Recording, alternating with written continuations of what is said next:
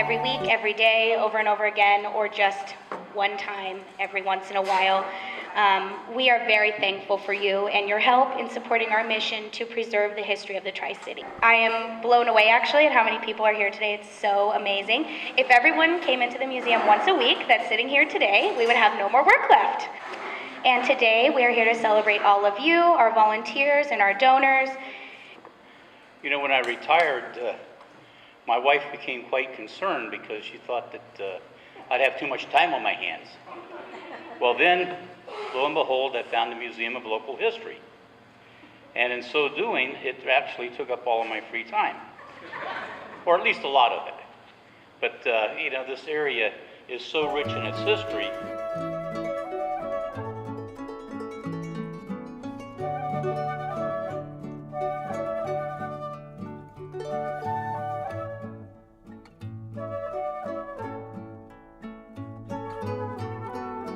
I wanted to just take a few minutes to talk about Lila. As everyone knows, she has recently passed, and it has been a big effect to the museum.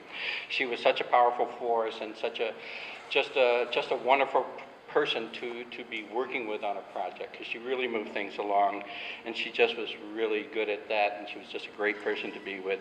And like Kelsey says, we really do miss her. My name is Diane Holmes. I'm in charge of the, can you hear me? Oh, too loud? I'm in charge of educational programs at the museum and at the Rancho.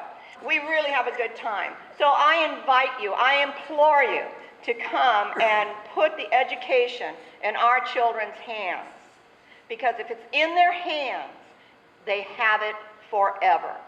And when you see the smiles on their faces and the understanding that they have, oh my goodness, you'll take that home and you'll have it forever. So, thank you. Actually, my dad came to the United States in 1906, arriving at the port of Newport, Rhode Island. And while aboard ship, the passengers were told that they could not continue to the West Coast because we had had an earthquake. 1906. So he stayed with his sister Rose in Newport for about a year, and then from there decided to come out west to his brother's home in Watsonville, where they were in the well digging business water for the agriculture people. He worked there for a number of years, I would say 4 or 5 years. Met my mother because he, at the time, had a Surrey and a beautiful white horse, and she most likely observed him sometime. And about 1911, they were married at Watsonville, and shortly thereafter, their first daughter arrived.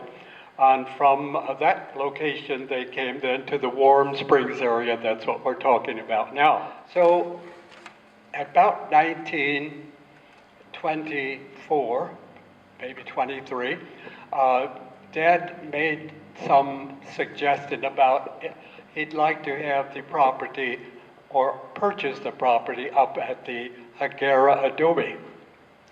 So he put a $10 gold piece as deposit for that property. $10 at that time in gold, can you imagine?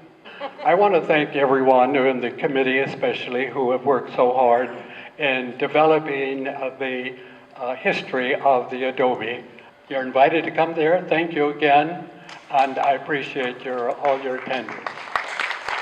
We have a special honor to Sister Loretta. Loretta Marbach is who we're honoring today. Actually, what I think is interesting is when Loretta volunteered at the museum, you have a software there that she did a lot of input into also. So she came back and said, we need to do this for our archives also. So when she wasn't at the Historical Museum, she was with us Monday through Thursday. So we're very grateful that the skills she learned one place was reciprocal someplace else. So thank you for the acknowledgement. We're hopeful that she'll be back to normal and enjoying the activities that mean so much to her. So I just want to thank everybody again, and you guys are all vital. The volunteers, the donations, every bit of it. It's our lifeblood. It keeps us going, and I want to thank you.